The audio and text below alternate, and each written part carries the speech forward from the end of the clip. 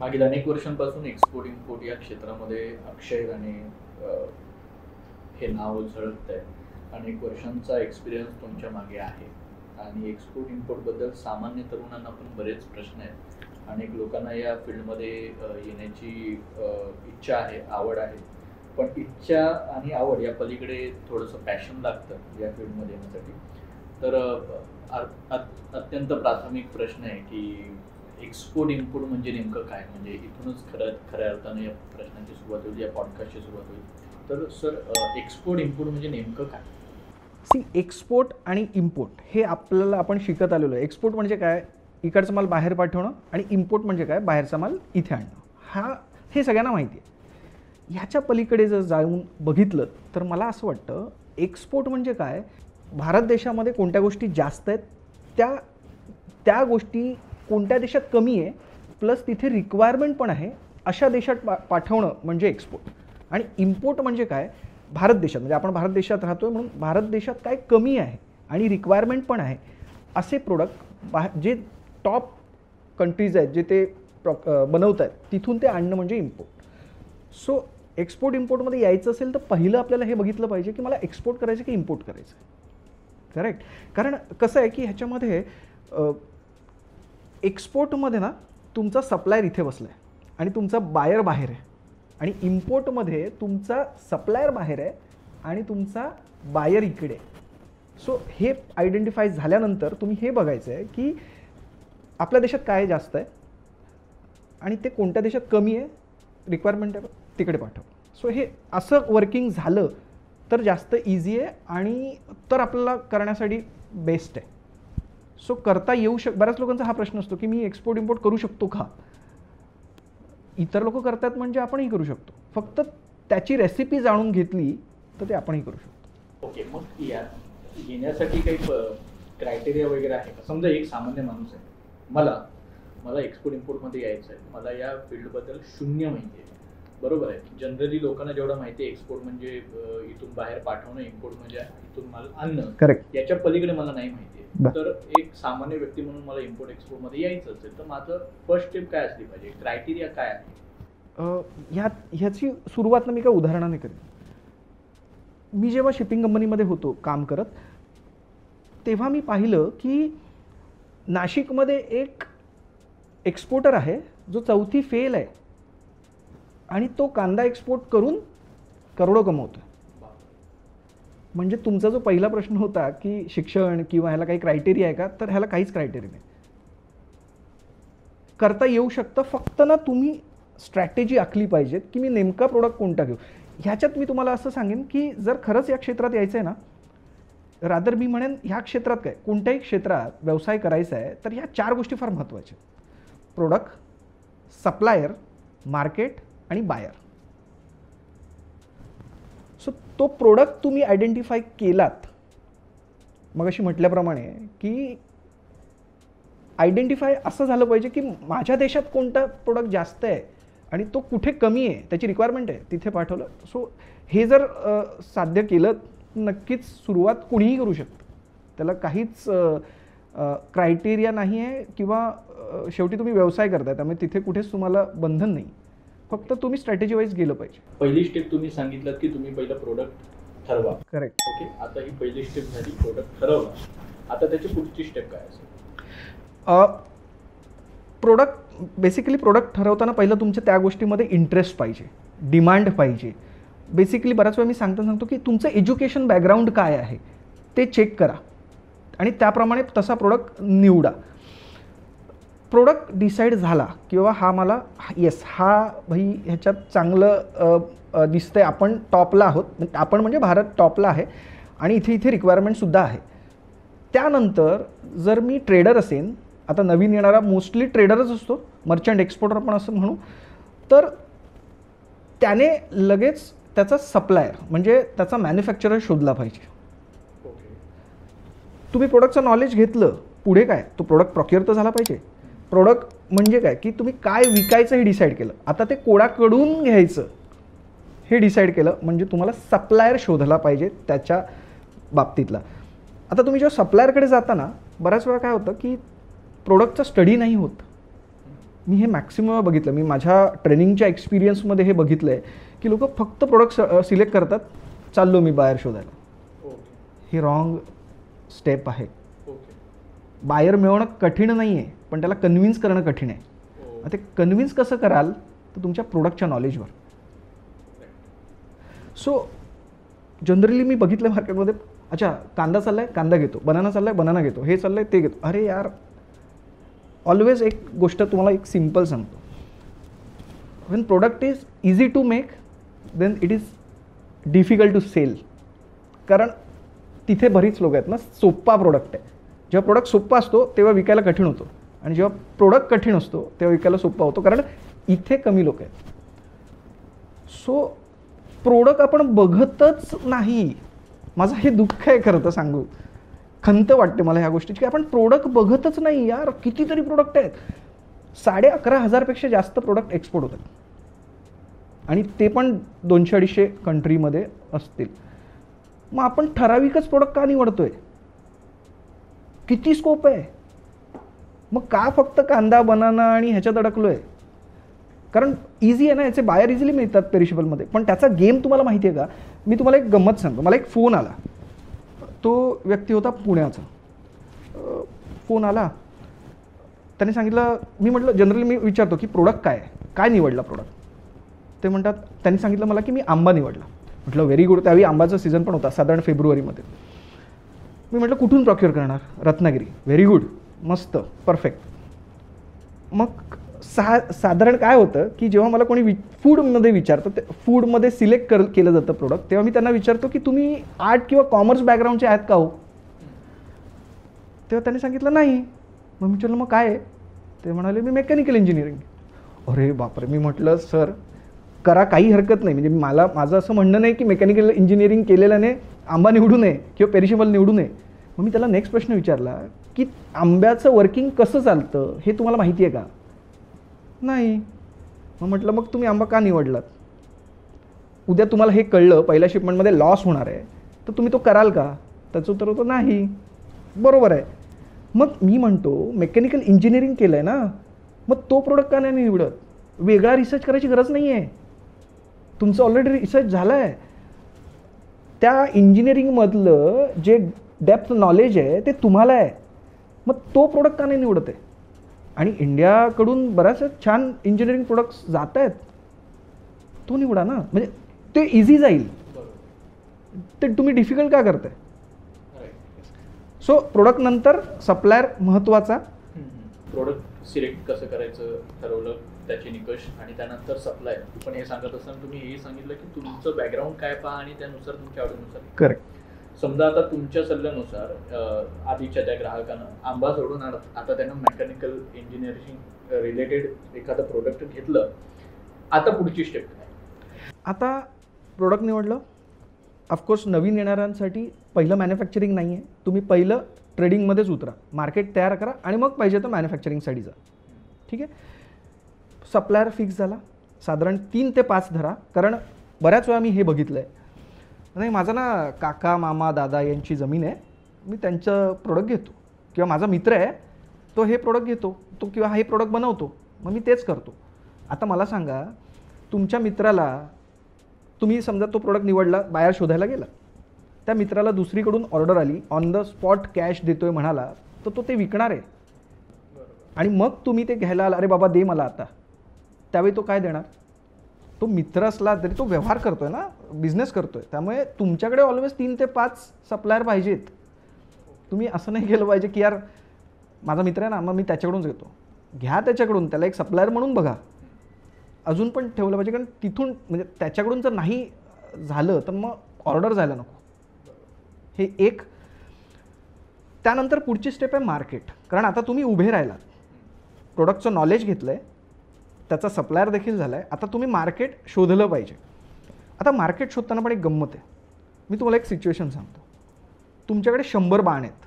किती? 100 बाण आहेत. आणि तुम्हाला सांगितलं गेलं की कोणत्याही दिशेला तुमचं बायर आहे, पण कोणत्या दिशेला आहे तुम्हाला नाही माहिती. तुम्ही काय कराल? 25 बाण इथे माराल, 25 इथे, 25 इथे, 25 पाठी, पूर्व पश्चिम उत्तर दक्षिण, कुठेतरी 25-25 मारा. ही एक सिच्युएशन. दुसरी सिच्युएशन, तुम्हाला लक्षात आलं की माझा बायर आहे ना या दिशेला आहे, तर ते 100च्या 100 बाण मी इथेच मारेन. आता मला तुम्ही सांगा की पहिल्या ह्याच्यामध्ये बायर मिळायचे चान्सेस जास्त आहेत की दुसऱ्या ह्याच्यामध्ये? ऑफकोर्स दुसऱ्या ह्याच्यामध्ये. सिम्पल आहे. उलट दुसऱ्या ह्याच्यामध्ये पॉसिबिलिटी जास्त आहे. आता मी असं का म्हटलं, commerce.gov.in वर जा, तिथे मार्केट सिलेक्ट करा. जिथे जास्त चाललं आहे त्या प्रोडक्टला अनुसरून कंट्रीज मिळतात. आपण काय करतो माहिती आहे, म्हणजे हे आता हे सांगताना मी काय मिस्टेक होते आपल्याकडून हेही सांगेन. पहिला US, चला US ला चालू केलं टार्गेट करायला. माझं म्हणणं काय आहे की ठीक आहे, भारताकडून आता या त्या commerce.gov.in वर भारताकडून कोणत्या देशाला जास्त जात आहे तो देश वरती येईल. ऑफकोर्स आपण इझी आहे ना, तोच देश घ्या आणि चालू करा, कारण तिथे पहिलं आपल्यालासाठी आहे ते ना. पण मी हे म्हणतो की US तुमच्याकडून कितव्या नंबर, म्हणजे तुम्हाला US कितव्या नंबरवर ठेवते हे पाहिलं का? भले भारताकडून US ला भारत पाठवतंय, पण US घेताना तुम्हाला कितव्या प्रायोरिटीवर ठेवतंय? जर त्या प्रोडक्टमध्ये तुम्हाला US, मी एक्झाम्पल म्हणून म्हटलं, कोणतीही कंट्री असेल, ती कंट्री आपल्याला कितव्या नंबरवर ठेवते? जर त्यांच्या इम्पोर्टच्या यादीमध्ये आपल्याला कितव्या नंबरवर ठेवते? जर तिने त्या कंट्रीने आपल्याला 10व्या नंबरवर ठेवलं, याचा अर्थ 9 कंट्री आधी आहेत, म्हणजे तुम्हाला कॉम्पिटिशन आहे. मग का करताय? इथून जाऊ दे ना जास्त. ते कोण करतायत? हे US ला मान्य आहे, US नंबर 1 आहे त्या प्रोडक्टसाठी. असं ते कोण करतात? जे ऑलरेडी एक्झिस्टिंग आहेत ते करतात भाई. मग तुम्ही कोणतं निवडलं पाहिजे? तर अशी कंट्री जी आपल्याला पहिल्या 3 स्थानावर ठेवते.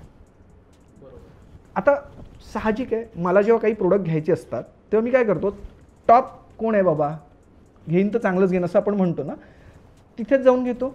सेम समजा त्यांना कळलं की इंडियातून आला आहे, प्रायोरिटी देणार ना, कारण तो प्रोडक्ट त्या कंट्रीमध्ये पहिल्या 3 स्थानावर आपल्याला ठेवलेला आहे. कोणत्या तरी 3 स्थानावर पहिला असेल तर वेल अँड गुड. अरे इंडियातून आला, चला. सो ही अशा काही स्ट्रॅटेजीज आहेत. हे कोण करत आहे? हे केलं तर नक्की होणार आहे. ह्याला वेळ लागेल, पण होऊ शकतं. म्हणजे हे फार छान झालं की तुम्ही ते उदाहरणासकट सांगितलं, त्याच्यामुळे ती क्लॅरिटी आली की नेमकं विचार कुठल्या दिशेने करायचा आहे आणि मार्गदर्शक का पाहिजे. करेक्ट. कारण अंदाधुंद बिझनेस करण्यापेक्षा तुमच्यासारख्या मार्गदर्शकाची का गरज आहे इथे आपल्याला कळतं. म्हणजे पुन्हा एकदा आपण प्रश्नाकडे येऊ, मूळ प्रश्नाकडे, की प्रोडक्ट कळलं, सप्लायर चेक केला, आपण मार्केट पाहिलं, आता एक शेवटची स्टेप राहिली त्याबद्दल सुद्धा सांगेल, तो म्हणजे बायर. करेक्ट. आता एक सिम्पल परत मी जरा रिपीट करतो. प्रोडक्ट, सप्लायर, मार्केट आणि बायर. बायर ऑलवेज चौथा. कोणालाही विचारलं तर बाबा तुला बायर पाहिजे असणं कितव्या नंबरवर ठेवशील, तर ते ऑलवेज पहिला ठेवतील. मी म्हणतो पहिला नका ठेवू, तो चौथा ठेवा. जेव्हा पहिल्या 3 गोष्टी तुम्ही क्लिअर कराल ना, एकदम जबरदस्त काम कराल ना, बायर मिळवायला अजिबात कठीण नाही येणार. बायर पाहिजे, पण ह्या 3 गोष्टी केल्या तर तो इझी मिळेल. आणि ना बायर मिळवायचं असेल ना, तर तुम्ही मार्केटची स्टडी केलेली आहे ऑलवेज. आता आपण मगाशी म्हटलं, तर त्या स्टडीप्रमाणे आपण कितव्या नंबरवर हे कळलं, म्हणजे आपल्याला ते प्रायोरिटी देऊ शकतात हे बघितलं आहे. आता आपला नेमका प्रोडक्ट काय आहे? तो रॉ मटेरियल म्हणून जातो आहे की डायरेक्ट विकायला जातो आहे? जर तो रॉ मटेरियल जातो आहे तर तो प्रोडक्ट कोणत्या इंडस्ट्रीसाठी यूज होतो आहे त्या कंट्रीमध्ये हे आयडेंटिफाय करणं गरजेचं आहे. तर मग तोच बायर शोधू शकतो. सो बायर मिळवणं, परत सांगतो, बायर मिळवणं कठीण नाही आहे, त्याला कन्व्हिन्स करणं कठीण आहे. आणि ती स्ट्रॅटेजी आखून जर तुम्ही बायरपर्यंत पोचलात, कारण तुम्ही त्याची दुखती नसच पकडली आहे. शेवटी तो बघा, तो पण माणूस आहे. जनरली एक लक्षात घ्या, युरोपियन आणि US ही जी मंडळी आहेत ना, ही जास्त बोलत नाहीत, ही कामावर फोकस करतात. पण तुम्ही त्यांच्या काहीतरी गोष्टींना हात घाला ना. समजा उद्या तुम्हाला कोणी रशियन म्हणाला छत्रपती शिवाजी महाराज की जय, तर आपल्याला कसं वाटेल, यार सही आहे, हे अपने जैसे आहे. तसं तुम्ही त्यांच्यासारखे वाटला पाहिजे. फॉर एक्झाम्पल सांगतो तुम्हाला, आता ही फुटबॉल, लेटेस्ट जो फुटबॉल वर्ल्ड कप झाला, जो फ्रान्स आणि अर्जेंटिनामध्ये झाला, आणि अर्जेंटिना त्याच्यात विनर होती. समजा तुमच्याकडे तुम्ही अर्जेंटिनाच्या बायरशी बोलताय, हे एक एक्झाम्पल सांगतो जे इतर कंट्रीच्या घेऊन तुम्ही त्याला कनेक्ट करू शकता. आपल्याला माहिती आहे अर्जेंटिना हे फुटबॉल लवर आहेत, जसं आपण क्रिकेट लवर आहेत तसे ते फुटबॉल लवर आहेत. तर त्यांच्याशी बोलताना फुटबॉलबद्दल बोला ना सुरुवातीला. अरे यार ती काय मॅच बघितली यार, फ्रान्स आणि अर्जेंटिना जबरदस्त मॅच झाली यार. तुम्ही बसलायत कुठे? इंडियामध्ये. मॅच कोणाच्यात? अर्जेंटिना फ्रान्समध्ये. त्या माणसाला वाटेल यार हा माणूस थर्ड कंट्रीतला माणूस माझी मॅच बघतोय आणि यार तो काय त्या पर्टिक्युलर एक सर्च करा, आज गुगलवर सगळं मिळतं. त्या पर्टिक्युलर तो टाईम अरे त्या टायमिंगला तो मेसीने काय गोल केला यार. म्हणजे असं मी जे म्हणतोय ते मी असं एक गमतीशीर तुम्ही टाका त्याला की सही गोल केला यार, तो मला फार आवडला आणि मी फुटबॉल बघतो. त्या माणसाला कसं फील होईल? अरे यार मस्त, बरोबर. आणि आपण अशाच माणसाशी बोलतोय ना जो माझा प्रोस्पेक्ट आहे. आपण सगळ्यांशी नाही बोलत आहे असं. सो असे काही फंडे त्यांच्याबरोबर बोला तर तो ओपन अप होईल. बऱ्याच वेळा अजूनही ना लोक एक गंमत करतात, एम्बेसीला मेल करतात, त्यांचा डेटा येतो, तो लिंक्डइनवर शोधतात, तो येतो आणि धन चालू करतात की बाबा मी असं करतो. आपण आपलंच सांगण्यामध्ये मशगूल आहे. त्याला वाटलं पाहिजे ना यार हा ह्याच्याशी बोललं पाहिजे, हा जबरदस्त माणूस आहे किंवा याला आपल्यामध्ये इंटरेस्ट आहे. जर तुम्ही असं त्याच्याबद्दल एखादा लेट्स से फ्रान्समध्ये फेस्टिवल आहे, आता आहे ना हे मुद्दामून केलेलं आहे. तुम्ही टार्गेट मार्केट सिलेक्शनला तुम्ही मार्केट फाइंड आउट केलं आहे की मला या कंट्रीमध्ये माझा माल विकायचा आहे, तर त्या कंट्रीतलं फेस्टिवल काढा, त्या कंट्रीतले स्पेशल मुवमेंट्स काढा, बोलताना त्याने सुरुवात करा. अशा छोट्या छोट्या गोष्टी ज्या मॅटर करतात तुम्हाला पुढचं काढण्यासाठी. आणि आपण त्याच्याशीच बोलतोय जो आपण सर्च केलाय, माहिती काढली. येस होऊ शकते असं काय. तुम्ही बऱ्याच वेळा आजकाल असं झालं की ट्रेनिंग घेतली, आता लोकांना असं वाटतं की ट्रेनिंग घेतली आता उद्यापासून एक्सपोर्ट चालू. असं नाही होत. मी त्याच प्रश्नाकडे पुढे येईल की बरेच ट्रेनिंग चालतात, वर्कशॉप्स चालतात, इम्पोर्ट एक्सपोर्ट बद्दल लाखो रुपयांचे वर्कशॉप्स घेतले जातात. पण मग त्यामध्ये खरंच म्हणजे तेच आहे की तुम्ही जसं म्हणालात की ट्रेनिंग घेतलं आणि आता मी उद्यापासून एक्सपोर्टर झालो, असं खरंच घडतं का? काय त्याच्या मागचं सत्य आहे? ट्रेनिंग्स भरपूर चालतात. गव्हर्नमेंटच्या आहेत, काही प्रायव्हेट्स आहेत, वर्षाच्या जसं तुम्ही म्हटलं तर येस वर्षाच्या देखील मी देखील ट्रेनिंग घेतलेलं आहे. ट्रेनिंग म्हटलं ना की कसं आहे, तुम्ही कोणाकडून घेता हे पण इम्पॉर्टंट आहे. तुम्ही एक्सपोर्ट शिकताय आणि ज्याने केलंच नाही आहे त्याच्याकडून शिकताय, तर ती बारीक सारीक जे खाच कळगे ना ते कसं सांगणार. सो ट्रेनिंग कोणाकडून घेतलं पाहिजे? ज्याने ऑलरेडी एक्सपोर्ट केलं आहे, ज्याला माहिती आहे. आता माझं फॉर्च्युनेटली मी शिपिंग कंपनीत होतो आणि शिपिंग कंपनीमध्ये सगळे डिपार्टमेंट करून झालं. म्हणजे IGM फाईल करणं असतं, एक्सपोर्ट काय जातं आहे, इम्पोर्ट काय येतं आहे, ते कसं चालतं, हा मुद्दा मला तिथे कळला आणि त्यामुळे मी त्याच्याबद्दलच्या गोष्टी सांगू. आणि मी इनफॅक्ट तुम्हाला सांगू, माती पण एक्सपोर्ट होते, काहीही एक्सपोर्ट होतं. सो तो एक मुद्दा. म्हणजे बऱ्याच वेळा मला लोक विचारतात की तुम्ही एक्सपोर्ट इम्पोर्ट क्षेत्रात कसे आलात, तर बघितलं तर असं काही एक्सपोर्ट होतं आहे. आणि तो जो मुद्दा मगाशी मी सांगितला की जर नाशिकचा तो एक्सपोर्टर आहे जो न शिकता एक्सपोर्ट करू शकतो आहे, तर झालं तर आपण शिकलेलो आहे. जर तो करू शकतो तर मी पण करू शकतो. ह्या एका मुद्द्यावरून मी जॉब सोडून ह्या क्षेत्रात आलो. 1.5 वर्ष लागली मला एक्सपोर्ट करायला पहिलं. आता ना बऱ्याच वेळा हे सांगितलं ना तर लोकांना असं वाटतं अरे तुम्हाला 1.5 वर्ष लागली तर आमचं काय. तर असं नाही आहे. त्यावेळी मला सांगणारं कोण नव्हतं. हे मी सांगतोय 10 वर्षापूर्वीचं. हे जर मला कोणी सांगणारं असतं तर मला 1.5 वर्ष नाही, कदाचित 6 महिने लागले असते. सो आत्ता हे सांगणारं अवेलेबिलिटी आहे. सो त्याचा फायदा घेतला पाहिजे आणि ज्याने केलं आहे त्यांच्याकडून घेतलं पाहिजे असं मला वाटतं. सो ट्रेनिंग सेशन ते म्हणजे समजा आता तुम्ही पण बरेच ट्रेनिंग सेशन घेता, तर त्याच्यानंतर माझा अप्रोच काय असला पाहिजे? बिंग स्टुडंट माझा अप्रोच नेमका काय असला पाहिजे एक्सपोर्टर होण्यापर्यंतच्या प्रवासात? राईट. आता ना बऱ्याच लोकांना असं वाटतं की मी 1 महिन्याची ट्रेनिंग घेतली, 2 महिन्याची ट्रेनिंग घेतली आणि आता मी नेक्स्ट डेपासून एक्सपोर्टर झालो, मला हे अशी बाहेरची रांग लागणार आणि मी मस्तपैकी करणार. असं होत नाही. सिम्पल आहे. असं करायचं असेल तर त्याला काहीतरी प्रोसेस आहे. ती प्रोसेस फॉलो केली, जी मगाशी मी तुम्हाला सांगितली की काय प्रोसेसने जायला पाहिजे, ती जर करतोय, परत एकदा पाहिजे तर सांगतो, प्रोडक्ट, सप्लायर, मार्केट आणि बायर, ही प्रोसेस जर तुम्ही फॉलो करताय तर ते नक्की होऊ शकतं. पण मॅक्सिमम वेळा, हे माझ्या ट्रेनिंगचा अनुभव सांगतोय, मॅक्सिमम वेळा लोक प्रोडक्ट कसाही सिलेक्ट करतात, सप्लायर बघायच्या आधीच बायरकडे जातात. मी तर असं पण बघितलं लोक पहिलं बायरला शोधतात. बायर शोधणं ना, आता समजा तुम्ही 2 पद्धती आहेत. एक तर प्रोडक्ट निवडा, सप्लायर निवडा, मार्केट निवडा, बायर निवडा, ही एक पद्धत झाली. एक पद्धत अशी होऊ शकते की तुमच्या ओळखीचा कोणीतरी माणूस तुम्हाला सांगतोय अरे यार मला ही गरज आहे, तू पाठवशील का, असं पण करता येऊ शकतं. पण ह्याची पॉसिबिलिटी किती, साधारण 1%. मग आपण कशात आहोत, आपण 99% आहोत जे प्रोडक्ट सप्लाय मार्केट बायर असेच जाणार आहोत. मग तसंच करा ना, आणि लोकल चालू करा आणि पुढे जा. ओके. सो एक्सपोर्ट इम्पोर्ट म्हटल्यानंतर पेरिशेबल माल हे समीकरण आहे. हा म्हणजे जो उठतो त्याला कांदाच करायचा असतो, फार तर केळी आणि सीझन असेल तर आंबा. त्याच्या पलीकडे जाऊन एक्सपोर्ट इम्पोर्टचं फार मोठं मार्केट आहे. तर त्या मार्केटबद्दल पहिलं ह्या समीकरणाबद्दल या समीकरणात लोक का अडकतात त्याबद्दल ऐकायला आवडेल, आणि त्यानंतर पेरिशेबलच्या पलीकडे असलेल्या मार्केटबद्दल ऐकायला आवडेल. येस, तुम्हाला एक थोडं स्टॅटिस्टिक सांगतो. भारताचा एक्सपोर्ट आहे ना 24-25चा हा 37 लाख करोड आहे. म्हणजे 37 वर 12 शून्य. ठीक आहे, 37 लाख करोड. पेरिशेबल त्यातला एक पॉईंट आहे फक्त. पॉईंट म्हणजे काहीच नाही. म्हणजे याच्या व्यतिरिक्त खूप, मी म्हणेन 37 लाख मधला साधारण 10,000 करोड 10,000 करोड एवढा पेरिशेबलचा मार्केट असेल, तर उरलेले 36 लाख करोड तर आहे ना. आणि पेरिशेबलमध्ये गंमत काय असते, पेरिशेबलमध्ये तुम्हाला कधीच ॲडव्हान्स मिळत नाही. तुम्ही जर जुने असाल, तुम्ही जर तुमच्याकडे ट्रस्टेबल बायर असेल तर तो एक वेळ तुम्हाला ॲडव्हान्स देईल. का, कारण तुम्ही ट्रस्ट कमावला आहे, ह्याच्या आधीपासून काम केलेलं आहे म्हणून देईल.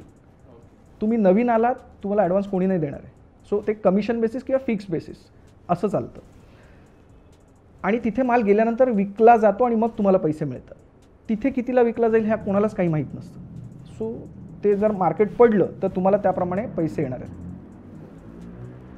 सो होतं असं की का याच्यात येतात, कारण पेरिशेबलचा बायर शोधणं ना इझी आहे.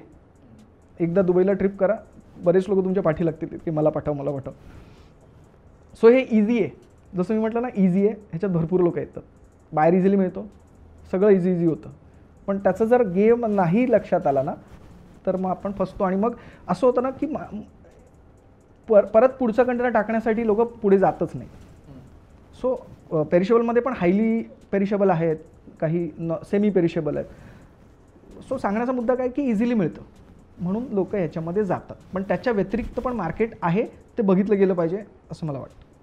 मग त्यात थोडंसं अजून एलॅबोरेट करू शकाल की पलीकडचं मार्केट काय आहे? मी एक एक्झाम्पल सांगतो. म्हणजे आता हा खरंच एक मोठा मुद्दा होऊ शकतो, पण आपल्याला हा माहिती पाहिजे म्हणून हे सांगतो. पूर्वी ना आपल्याकडे मोबाईल इम्पोर्ट व्हायचे. तुम्हाला यू विल नॉट बिलीव्ह की आता आपण मोबाईल एक्सपोर्ट करतो. 23-24मध्ये स्मार्टफोनचा जर एक्सपोर्ट पाहिलात तर तो साधारण 1.25 लाख कोटीचा आहे. आणि तोच 24-25मध्ये 1,67,000 करोड. म्हणजे ग्रोथ आहे. ऑफकोर्स ह्याचे जे पार्ट्स आहेत ते इम्पोर्ट होतात, इथे असेंबल्ड होतात आणि मग एक्सपोर्ट केले जातात. म्हणजे जो तुम्ही दुबईमधून ॲपलचा फोन घ्याल, आयफोन घ्याल, तो इथूनच गेलेला असतो. फक्त तुम्ही इथे घ्याल तेव्हा GST लागतो, तिथे लागत नाही, कमी असतो. सो उदाहरणं अशी भरपूर आहेत. असे बरेच प्रोडक्ट आहेत जे इथून पाठवले जातात. प्लांट्स पण जातात, माती जाते. इसबगोल ऐकलंय?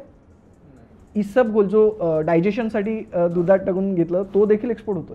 सो सांगायचा मुद्दा परत तेच की भरपूर असे प्रोडक्ट जात आहेत. पेंटिंग जात आहे, अरे विकणाऱ्याची माती पण विकली जाते. आता मी असं का म्हणतोय माहिती आहे, जर तुम्ही ना ॲमेझॉनवर जा किंवा गुगलवर जा आणि पेट्रॉक सर्च करा, पेट रॉक, तुम्हाला त्याचं येईल. पेट्रॉक म्हणजे काय, पाळीव दगड. पाळीव दगड हे काय सांगायचा मुद्दा जर गेला तर तो जो दगड आहे तो 1000 रुपयाला विकतायत. काय आहे त्याच्यात, दगड आहे, गोटा, त्याला घरटं दिलं आहे, मॅन्युअल आहे आणि एक बॉक्स आहे ज्याच्यात हे सगळं येतं. आता हे कोणासाठी, ज्यांना पाळीव प्राणी पाळता येत नाही पण कोणीतरी बोलायचं आहे, बोलावं असं वाटतंय, एकटे आहात पण बोलायचं आहे, मग काय करा, ह्या दगडाशी बोला. म्हणजे सांगायचा मुद्दा काय की कॉन्सेप्ट, तुम्ही जर एखादा कॉन्सेप्ट हे केलात, तुम्ही आपल्याला ना दिवाळी कशाला, आपल्याकडे भारतातले सण भरपूर आहेत. मी हा एक मुद्दा तुला थोडा जोडून अजून एक आयडिया म्हणा किंवा असं काहीतरी सांगू इच्छितो की भारतात बरेच सण आहेत आणि आपले भारतीय बऱ्याच कंट्रीमध्ये आहेत. आणि त्यांना ना वर्षभराचे प्रोडक्ट मिळत नाहीत किंवा गणपतीचे प्रोडक्ट किंवा जे काही दिवाळीतले, तो कॉन्सेप्ट बिल्ड करा ना. बरे असे भरपूर आहेत. सो पेट्रोकॅप त्यातला एक आहे. विकत घ्यायला गेलो तर कितीला घ्याल? नदीत जा, तिथे तुम्हाला असे गोटे भरपूर मिळतील, फुकट घेऊन याल. तो माणूस जो विकतोय ना तो बिलियनर आहे आज. हां, पण तो बिलियनर आज नाही, म्हणजे आज काढला आणि उद्या नाही झालाय. त्याने तो कॉन्सेप्ट राबवलाय, त्याच्यावर काम केलंय आणि मग तो आत्ता दिसतोय.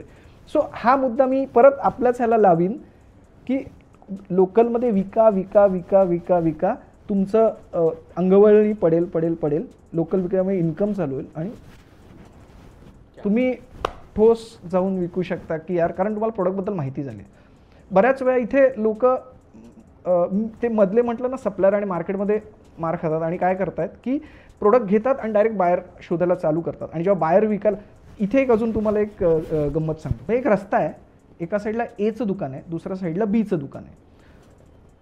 तुम्हाला घरून सांगितलं गेलं आहे की 1 किलो साखर मीडियम साईज घेऊन ये. तुम्ही पहिलं एच्या दुकानात गेलात, एला सांगितलं, म्हणजे ए जो दुकानदार आहे त्याला सांगितलं की मला 1 किलो साखर मीडियम दे. तो म्हणाला हां ठीक आहे करून आतमध्ये गेला आणि तो आलाच नाही. तुम्ही काय कराल? तुम्ही बीकडे जाल, जो रस्त्याच्या पलीकडे आहे. बीकडे जाऊन पण तेच तुम्ही सांगितलं की मला 1 किलो साखर मीडियम साईज हवी. ठीक आहे, त्याने विदिन फ्रॅक्शन सगळं पॅक करून तुम्हाला दिलं. लगेच तुम्ही ते घेतलं, पैसे घेतलं आणि घरी आलं. तर साखरी रिकरिंग आहे, परत तुम्हाला पुढच्या महिन्यात लागणार आहे. त्यावेळी तुम्ही कुठे जाल? करेक्ट, बीमध्येच जाल. कारण तुमचं माइंड सांगतं अरे यार तो एवाला फार लेट करतो, बी पटकन देतो. आता यावेळी एने त्याची सर्व्हिस बदलली जरी असेल ना, चांगली जरी केली असेल ना, तरी आपलं माइंड सांगतं की नाही ए नको, बीच. हे ए आणि बी कोण आहेत माहिती आहे? आपणच. बायरने एन्क्वायरी दिली तुम्हाला, आपण सांगतो थांबा जरा चेक करून सांगतो, आणि आपण 2 दिवसांनी त्याला जर रिवर्ट केलं, त्याला लक्षात येत असं आहे का की अरे वा तुम्ही येताय ना, तुमच्यासाठी थांबलोय मी, असं होणार आहे का? त्याने तुम्हाला ज्यावेळी एन्क्वायरी दिली ना, त्यावेळी 10 लोकांना पण एन्क्वायरी दिली. आणि जो इमिजिएट त्याला रेट देतोय, बरं रेट देतोय म्हणजे नुसते नाही, मार्केट रेट देतोय ना, तो त्याच्यावर काम पहिलं चालू करणार. का? बॉस ये मार्केट में है, म्हणून तो त्याच्यावर काम करणार. तुम्ही 2 दिवसांनी गेलात, तोपर्यंत गेली एन्क्वायरी. सो आपल्याला ना बी झालं पाहिजे इन्स्टेड ऑफ ए. सो हे कधी होऊ शकतं? जेव्हा तुम्ही प्रोडक्टचा डिटेलिंग अभ्यास, म्हणजे मी अभ्यास म्हणजे काय सांगतोय की तुम्ही जर एखादा प्रोडक्ट निवडलाय, तो तुमच्या हातावर ठेवलाय आणि तुम्ही सांगू शकताय बाई हे आहे, आणि ज्यावेळी तुम्हाला समजलं की हा प्रोडक्ट तुम्ही सांगतोय ते ओळखतायत, ते बरोबर ओळखताय, त्यावेळी तुम्ही जिंकलत. त्यावेळी तुम्ही कोणालाही विकू शकता. सिम्पल ना, आपण शाळेत एक्झाम देतो. आपण जर स्टडीज केला नसेल तर आपल्याला एक्झाममध्ये लिहिता येईल? नाही लिहिता येणार. बाहेरचं पण असंच आहे. बाहेरला जेव्हा आपण बोलू ना तेव्हा बाहेरला समजतं भाई हा किती पाण्यात आहे. जर तुम्ही तुमची स्टडी प्रॉपर केली असेल तरच तुम्ही त्याला विकू शकता. एक सिंपल लक्षात घ्या, तो बायर आहे ना, बायर, तो तुम्ही काळ्यात की गोऱ्यात हे नाही बघणार आहे. तो बघणार आहे की हा प्रोडक्ट घेऊन तो त्याच्या कंट्रीमध्ये विकणार आहे, त्याला त्याचा फायदा बघणार आहे तो. जर तुमचा प्रोडक्ट विकून त्याला जर तिथे फायदा होणार असेल ना, तो तुमच्याकडून घेणार. अजून एक गंमत सांगतो, जसं मी मगाशी म्हटलं की प्रोडक्ट, सप्लायर, मार्केट आणि बायर हे पिलर आहेत एखाद्या एक्सपोर्ट इम्पोर्ट, मी म्हणतो व्यवसायाचे पिलर आहेत कोणत्याही व्यवसायाचे. तसंच तुमची जर डील करायची असेल, डील व्हायची असेल, डील कंप्लीट करायची असेल, तर 4 गोष्टी फार महत्त्वाच्या. परत 4 गोष्टी: प्राईस, क्वालिटी, पेमेंट टर्म्स आणि delivery terms. Price, quality, payment terms आणि डिलिव्हरी टर्म्स, ह्यातला एक जरी फुलफिल नाही झाला, तुमची डील होणार नाही. प्राईस मॅच झाली, क्वालिटी नाही झाली, नाही होणार. क्वालिटी मॅच झाली, प्राईस मॅच नाही झाली, तरी नाही होणार. प्राईस मॅच झाली, क्वालिटी मॅच झाली, पेमेंट टर्म नाही मॅच झाली, तो म्हणतोय मी आल्यावरच देणार, तुम्ही म्हणतो नाही मला 100% ॲडव्हान्स पाहिजे, मग भलेही तुमचं प्राईस आणि क्वालिटी मॅच होते. सो हे पेमेंट टर्म मॅच नाही झाले तरी नाही होणार. तिन्ही मॅच झाले पण तो म्हणतोय मला 10 दिवसात दे, पण तुम्ही म्हणतात अरे मला बनवायला 1 महिना लागणार आहे, मग तिथे पण गफलत होऊ शकते. सो ह्या 4ही गोष्टी जर मॅच होत आहेत तरच तुमची डील होणार आहे. सो ह्या गोष्टी आहेत, बायरशी बोलताना ह्या गोष्टी काळजी घेतल्या पाहिजे. एक्सपोर्ट इम्पोर्ट क्षेत्राबद्दल काही गैरसमज सुद्धा बऱ्याचदा इतरांचा लॉस पाहून लोक यायला घाबरतात, किंवा एक्सपोर्ट इम्पोर्ट काहीतरी भयंकर आहे, काहीतरी कोट्यावधीच काहीतरी मोठं काहीतरी करावं लागतं, एक्सपोर्ट वगैरे कार्गोच्या कार्गो भरूनच एक्सपोर्ट वगैरे करावं लागतं. तर हे जे गैरसमज आहेत तर ते त्याबद्दल काय बोलाल, नेमकं काय? करेक्ट. असे बरेचसे चॅलेंजेस आहेत. त्यातला हा एक की बाबा अख्खं मोठंच केलं पाहिजे, अख्खा कंटेनरच घेतला पाहिजे, लाखोंचीच उलाढाल केली पाहिजे, असं अजिबात काही नाही आहे, अजिबात काही नाही. हे मी ठामपणे का सांगू शकतो आहे, कारण मी स्वतः केलं आहे. माझा पहिला कंटेनर न्यूझीलंडला जो गेला त्याच्यात 70 ते 80 प्रकारचे प्रोडक्ट होते, किराणा मालसाठी लागणारे, खडा मसाला, ब्लेंडेड स्पायसेस, तांदूळ, पीठ, असं बऱ्यापैकी अख्खा कंटेनर गेला. पण नेक्स्ट जो कंटेनर पाठवला ना, तो ऑस्ट्रेलियामध्ये 25 प्रकारचे ब्लेंडेड मसाले होते. आता मी एक टिप देतो इथे तुम्हाला, म्हणजे काय म्हणतो, तुम्हाला एक आयडिया देतो. बऱ्याच वेळा ना जे मोठे मोठे ब्रँड आहेत ना त्यांचे ठराविकच मसाले जातात, तर इतर कंट्रीमध्ये ना रिजनल मसाल्यांची रिक्वायरमेंट असते. म्हणजे महाराष्ट्रातले काही रिजनल मसाले आहेत, गुजरातमधले काही मसाले आहेत, तसे इतर राज्यांचे काही ना ठराविक मसाले आहेत बघा, त्याची रिक्वायरमेंट असते. सो त्या पद्धतीने देखील तुम्ही बाहेर शोधू शकता, कारण ही दुखती नस तुम्ही पकडली, तसं करू शकता. हां, तर मुद्दा असा होता की छोट्यात छोटं करू शकतो का? येस. मी 100 किलोचा मसाला, 25 प्रकारचे मसाले जे मी मगाशी म्हटलं ऑस्ट्रेलियामध्ये पाठवलेत, तर मी स्वतः पाठवलेत, तर त्याला LCL पद्धतीने तुम्ही पाठवू शकता.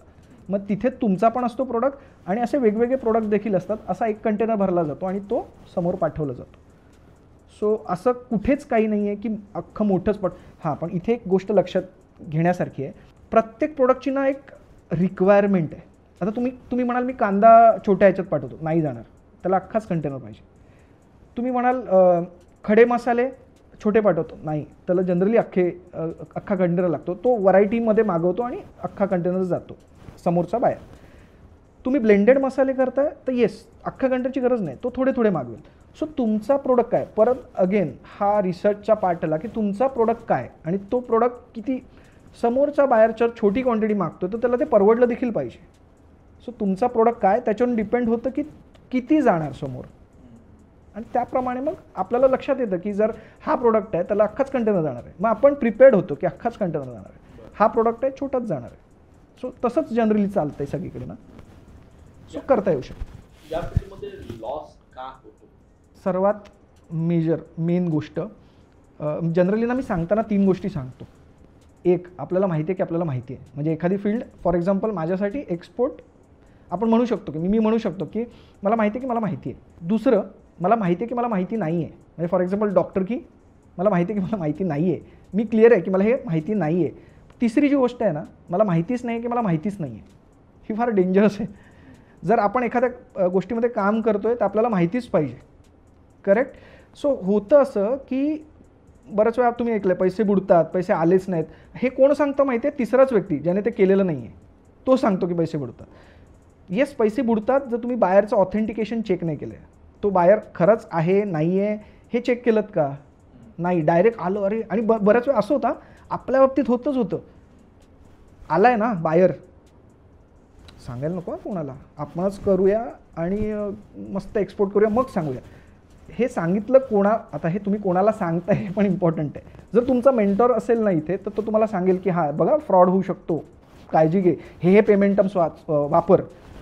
सो पेमेंट टर्म्सचा योग्य वापर नाही केला ना तर पैसे बुडण्याचे चान्सेस असतात.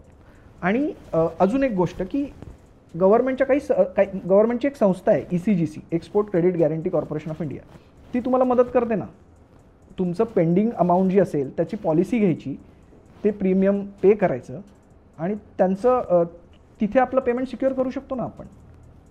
हां, फक्त ॲग्रिकल्चर किंवा पेरिशेबलला हे होत नाही जर ते कमिशन बेसिसवर असेल. सो ह्या गोष्टी माहितीच नसतील आणि आपण डायरेक्ट केल्या, तिथे बुडण्याचे चान्सेस असतात. म्हणून माहिती करून घ्या, म्हणून ट्रेनिंग फार महत्त्वाचं आहे. या बिझनेससाठी कागदपत्रांची जुळवाजुळव करावी लागते, बरंच कागदपत्र वगैरे त्याच्यामध्ये आहे. तर शासकीय संस्था याच्यासाठी काम करते की प्रायव्हेट काही संस्था आहेत, आणि तुम्ही त्याबद्दल काय म्हणता? येस, आता ना डॉक्युमेंटेशन लागतं का? तर येस लागतं. आपण इंटरनॅशनल लेवलचं काम करतो आहे, त्यामुळे त्या पद्धतीचे डॉक्युमेंटेशन करावे लागतातच. आणि आता बरेचसे नवनवीन येतात देखील आहेत की हे लागणार आहे. BIS बेसिकली BIS हे फार सध्याचं हॉट टॉपिक आहे.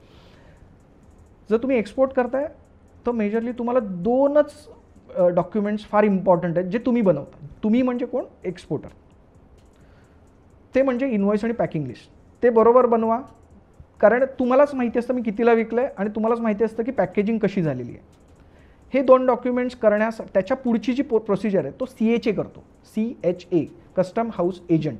जसे CS असतात, कंपनी फॉर्म करून घ्यायला तुम्हाला तिथेच जावं लागतं CSकडे. तुमचं बॅलन्स शीट करायला तुम्हाला CAकडे जायला लागतं. तसंच तुमचं कस्टम क्लिअरन्स करण्यासाठी एक्सपोर्ट किंवा इम्पोर्ट त्यासाठी CHA असतो.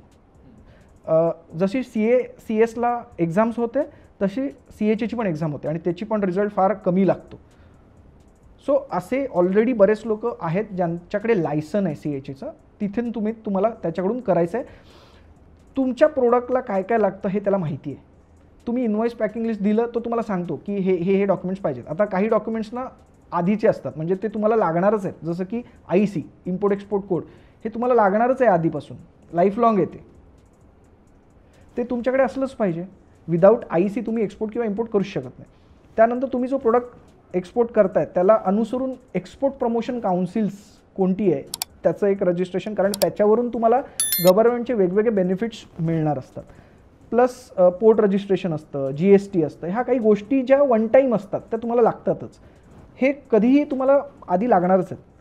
त्यानंतर शिपमेंट वाईज काही डॉक्युमेंट्स लागतात, पण त्याच्यासाठी तुम्हाला CHA जो असतो तो हेल्प करतो. आता बऱ्याच वेळा असं विचारलं जातं, मला बायर मिळवून द्यायला CHA हेल्प करू शकतो का? तर नाही. CHA हा तुम्हाला तुमची डील झाल्यानंतर पुढची जे काही ट्रान्सपोर्टेशन आहे, कंटेनर भरायचं आहे, कस्टम क्लिअरन्स करायचे आहे, अशा काही काही गोष्टींसाठी हेल्प करू शकतो. आता हा मुद्दा आलाय म्हणून तुम्हाला सांगतो. एक्सपोर्टचे काही स्टेप्स आहेत. पहिलं ट्रेनिंग घ्या. दुसरं तुमचा सेटअप तयार करा. दुसरी स्टेप. तिसरी स्टेप प्रोडक्ट सिलेक्ट करा. चौथी स्टेप मार्केट सिलेक्ट करा. 5वी स्टेप बायर फाइंड आउट करा. त्याच्यानंतर तुम्ही रिस्क मॅनेज करा, डॉक्युमेंटेशन प्रिपेअर करा, CHA निवडा, लॉजिस्टिक्स फाइंड आउट करा आणि मग गव्हर्नमेंट स्कीम घ्या. ठीक आहे. असे साधारण 9 आहेत. पहिले मी ना ह्याला पार्टमध्ये डिवाईड करतो. पहिले 2 जे स्टेप्स म्हणालो त्याचं पार्ट 1 आणि 3, 4, 5 जे म्हटलं प्रोडक्ट सिलेक्शन, मार्केट सिलेक्शन आणि बायर फाइंडिंग हा पार्ट 2 आणि त्याच्या पुढचा जो आहे तो तुमची डील झाल्यानंतरचा आहे, त्याला मी पार्ट 3 म्हणून देतो. पार्ट 1 वन टाईम आहे. पार्ट 3 तुमचं डील झाल्यानंतरच करायचं आहे. मग तुम्ही काय करायचं आहे?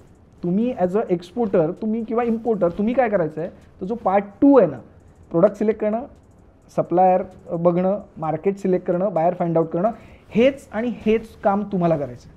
ते दुसरं कोणी नाही करणार. काही एजन्सी असतात तुम्हाला बायर शोधून देतात वगैरे सगळं करतात, पण तुम्हीच जर प्रोडक्टमध्ये क्लिअर नसाल तर बायर आणून पण काय करणार?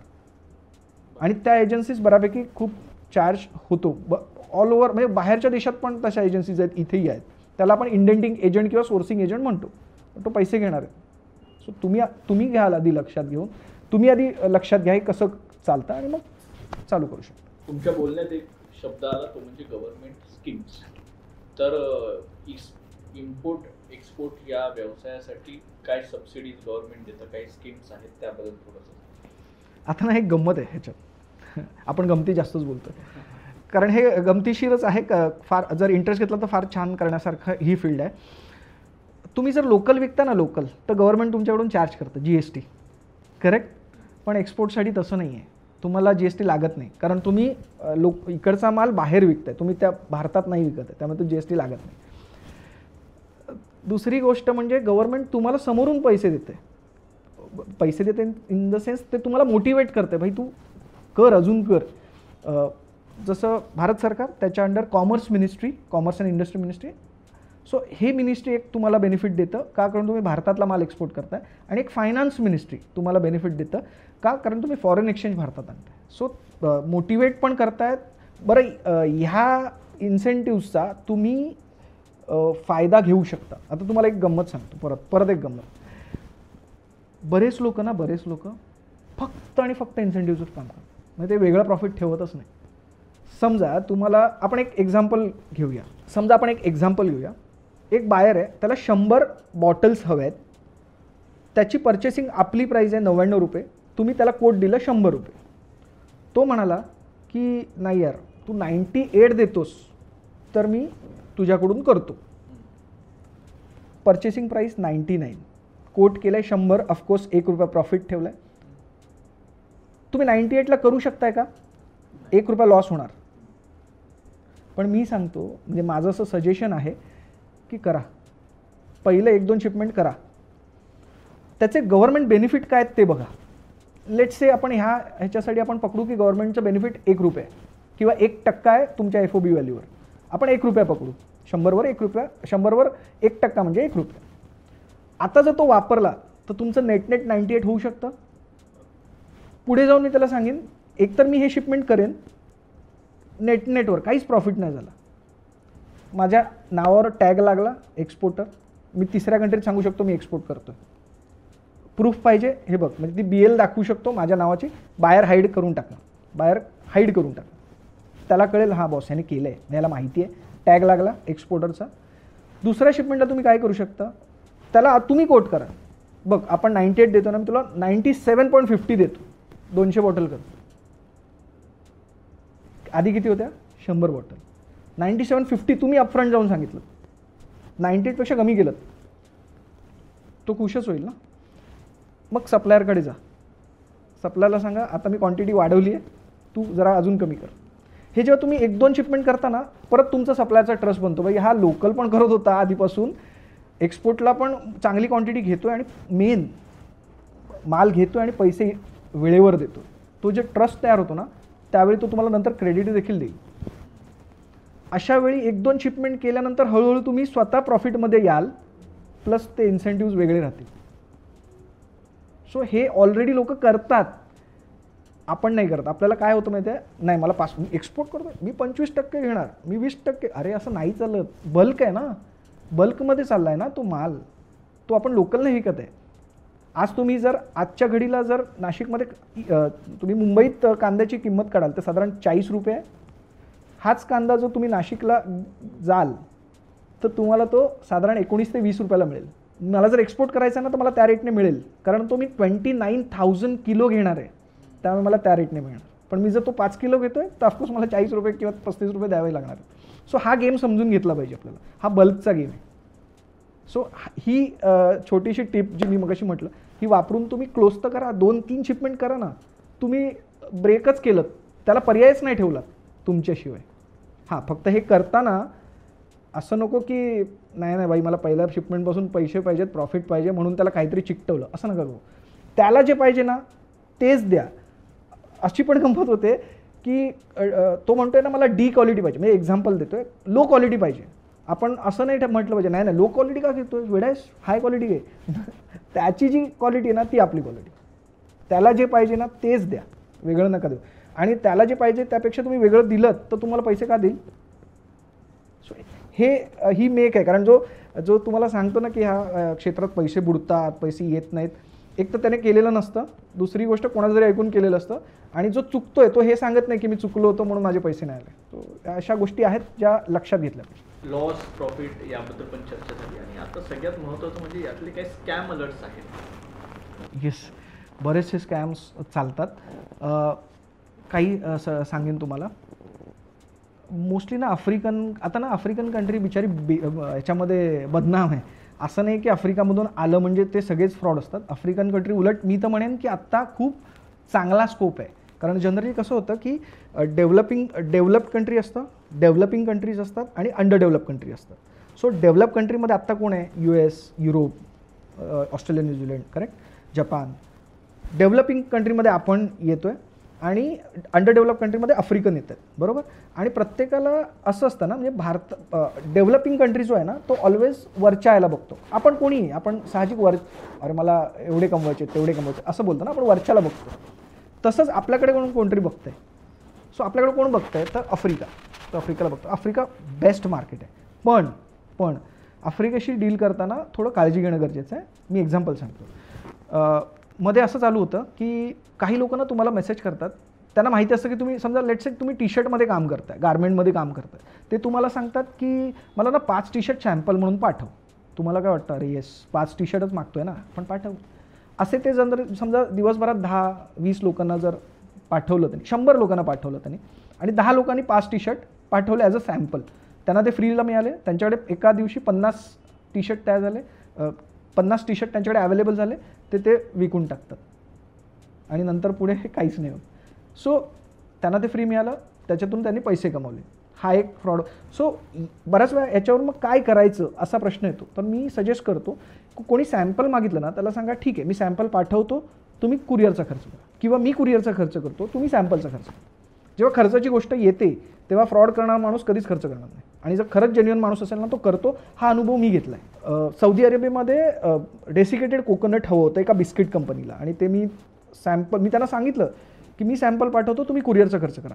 इमिजिएटली त्यांनी मला DHLचा त्यांचा नंबर दिला, माणूस आला, सॅम्पल घेऊन गेला. हे बायर चेक करण्याचं पहिलं माध्यम होऊ शकतं की बायर काय करतोय काय नाही करतं हे आपल्याला पहिल्यापासून हे करता येतं. हा एक फ्रॉड होऊ शकतो. दुसरा एक असं बघितलं होतं, तुम्ही काय प्रोडक्ट निवडला आहे, तर लेट्स से आपण असं पकडू की पेरिशेबल निवडलं आहे, ठीक आहे, मी पेरिशेबलच्या विरोधात नाही, पण सगळेच पेरिशेबल करण्यापेक्षा अजून पण गोष्टी आहेत, जाणून घेऊन तुम्ही ते करू शकता. लेट्स से मी एक प्रोडक्ट सिलेक्ट केला की मला या दिशेने जायचं, मध्येच कोणता तरी मेल येतो की मी ना मला हा फार्मा प्रोडक्ट पाहिजे, किंवा मला हे केमिकल पाहिजे, आणि माझा बायर मेला आहे, माझा सप्लायर मेला आहे, आणि आपण काय करूया की तुम्ही मला अवेलेबल करून द्या आणि आपण ना 50-50 कमवू, असा तो मेल येतो. तुम्हाला वाटतं अरे यार बायरने मला मेल केला यार मस्त. मी त्यांना पहिलं विचारतो तुम्ही मार्केटिंग केली होती, कसा मेल आला तुम्हाला. त्यांचे ईमेल ID पण वेगळे असतात. सो आयडेंटिफाय होतं.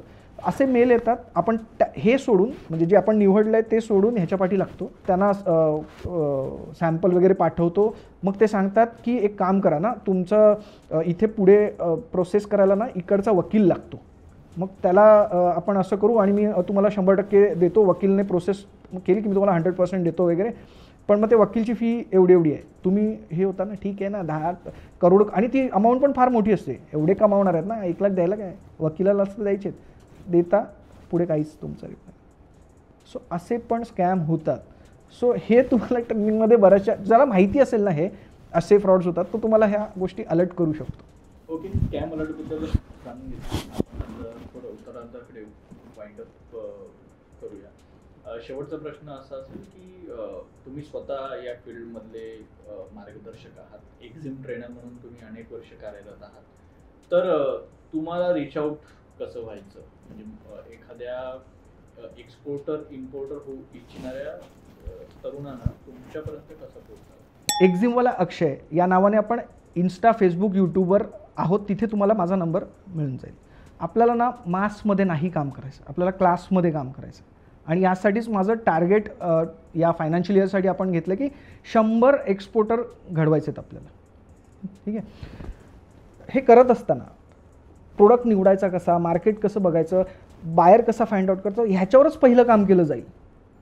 आणि आपल्याला लक्षात आलं की हे नाही होतं आहे, पहिल्या 2-3 सेशनमध्येच आपल्याला समजणार की हे नाही होतं आहे, आपण तिथे थांबणार आहोत. तुमचा वेळ आणि पैसा वाया नाही गेला पाहिजे. करेक्ट. त्यानंतर भरपूर कोर्स चाललेत मार्केटमध्ये, भरपूर आहेत, आणि होतंय काय की त्या 1000पैकी 100 जणांचेच एक्सपोर्ट होतात आणि 900 जणांचे होत नाही आहेत.